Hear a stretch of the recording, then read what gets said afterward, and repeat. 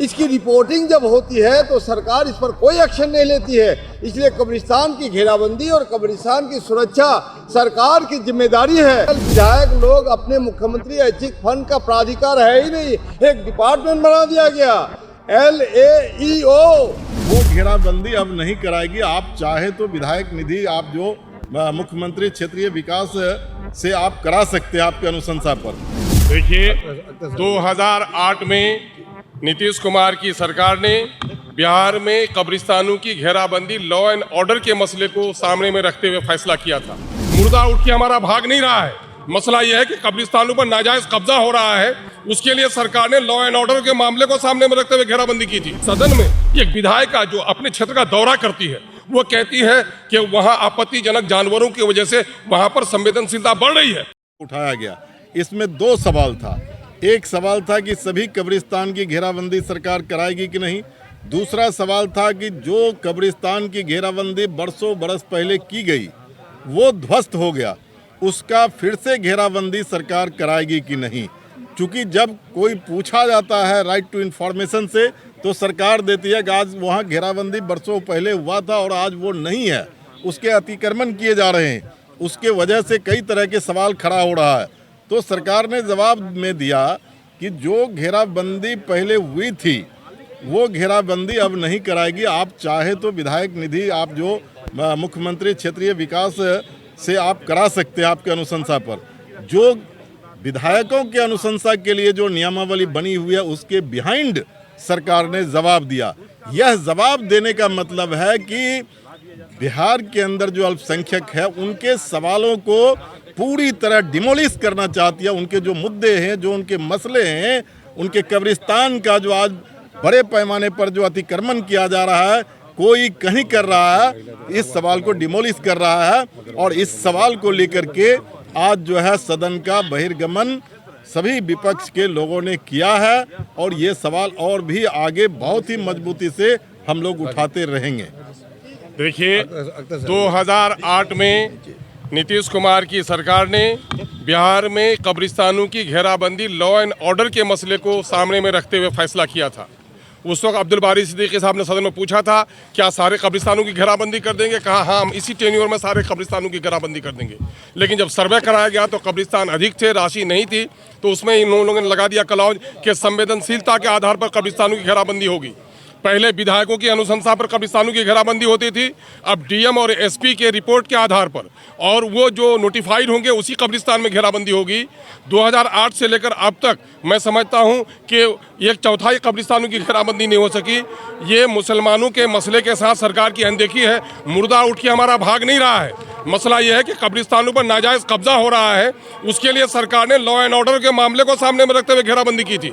लेकिन इन 12 सालों के दरमियान में जो कब्रिस्तान की घेराबंदी हुई, 3 साल के अंदर में उसकी ईंट गायब हो गई। इसने अपना एक रस्म निभा दी। कब्रिस्तान की घेराबंदी 90% जगहों पर अभी मौजूद नहीं है। दूसरा मामला यह है कि अभी मंजू अग्रवाल जो विधायिका हैं, उन्होंने सवाल पेश किया नालंदा का, जहां माननीय मुख्यमंत्री कहते हैं कि हम क्राइम से और कम्युनलिज्म से कोई समझौता नहीं करेंगे। मैं समिति की बैठक लेकर गया हूं, वहां पर एस्टीमेट कमेटी की, वह 3 कब्रिस्तान ऐसे हैं जिसकी घेराबंदी की राशि है, लेकिन नाजायज कब्जा होने की वजह से नालंदा में कब्रिस्तान की घेराबंदी नहीं कराई जा रही है। यही हाल पूरे बिहार का है। सरकार कब्रिस्तानों के मामले में संवेदनशील नहीं है, इसको फसाद का जरिया बनाना चाह रही है। और आज अगर कब्रिस्तान की घेराबंदी कोई करना भी चाहे माइनॉरिटी का, कोई MLA या नॉन माइनॉरिटी का, तो कहा जाता है कि नियम संगत नहीं है, चूँकि वो सरकारी जो सूची है उसमें नहीं है। दूसरा मामला ये है कि सदन में एक विधायिका जो अपने क्षेत्र का दौरा करती है वो कहती है कि वहाँ आपत्तिजनक जानवरों की वजह से वहाँ पर संवेदनशीलता बढ़ रही है, और नौकरशाह रिपोर्ट देता है कि नहीं, ऐसी कोई बात नहीं है। एक विधायक को झूठा मान लिया जाता है और नौकरशाहों को सही मान लिया जाता है। परंपरा ये रही है कि इस किस्म के मुद्दों पर पूरक क्वेश्चन पूछे जाते हैं, लेकिन हमारी पूरक को भी नहीं सुना जा रहा है और सरकार झूठी गवाही दे रही है। एक तरफ तो मंदिरों की घेराबंदी हो रही है, सरकार को हम इसके लिए बधाई दे रहे हैं, लेकिन सरकार ईदगाहों की घेराबंदी करने के लिए तैयार नहीं है। कब्रिस्तानों की घेराबंदी करने में नीतीश कुमार जी पहले कार्यकाल में ईमानदार तो थे, लेकिन अब उसकी नीयत बदल गई है। उनकी माइनॉरिटी के ताल्लुक से वो संवेदनहीन हो गए हैं और इस मामले में कहीं भी वो इंसाफ के साथ तरक्की का दावा पेश नहीं कर पा रहे हैं। को माफिया और भू अपराधी लोग उसको कब्जा कर रहे हैं, नाजायज कब्जा कर रहे हैं। इसकी रिपोर्टिंग जब होती है तो सरकार इस पर कोई एक्शन नहीं लेती है। इसलिए कब्रिस्तान की घेराबंदी और कब्रिस्तान की सुरक्षा सरकार की जिम्मेदारी है। सरकार के मंत्री गलत बयानबाजी करते हैं कि मुख्यमंत्री विकास क्षेत्रीय विकास कोष से विधायक लोग कब्रिस्तान की घेराबंदी करे।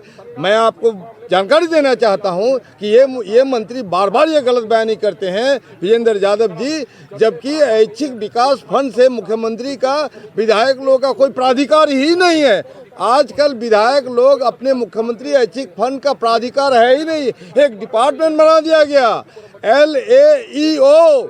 ऐसी हालत में जब जिम्मेदारी होती है विधायकों की और विधायक के रिपोर्ट पर DM SP नहीं सुनते हैं, तो जब हमने विधानसभा में सवाल उठाया तो विधानसभा में इस तरह से दरकिनार करके माइनॉरिटी के खिलाफ जो भाजपा की साजिश है, जो मुसलमानों को निशाना बनाया जा रहा है, उसका प्रतीत होता है। आप देखिए आजकल हमारा जो कार्य स्थगन था, स्नेहा कुशवाहा की जो हत्या हुई बनारस में, बिहार सरकार का बयान क्यों नहीं है? बिहार सरकार को बयान देना होगा। और इतना ही नहीं, आपको जो पूरे बिहार में सांप्रदायिकता का बढ़ावा हो रहा है, फांसीवाद बढ़ावा हो रहा है, एक मौलवी साहब को पुलिस पिटाई कर रहा है, उसके दाढ़ी लेके छील रहा है उसको, और बच्चियों का बलात्कार हो रहा है, इन तमाम सवालों पर कोई संज्ञान नहीं है। ऐसे सवाल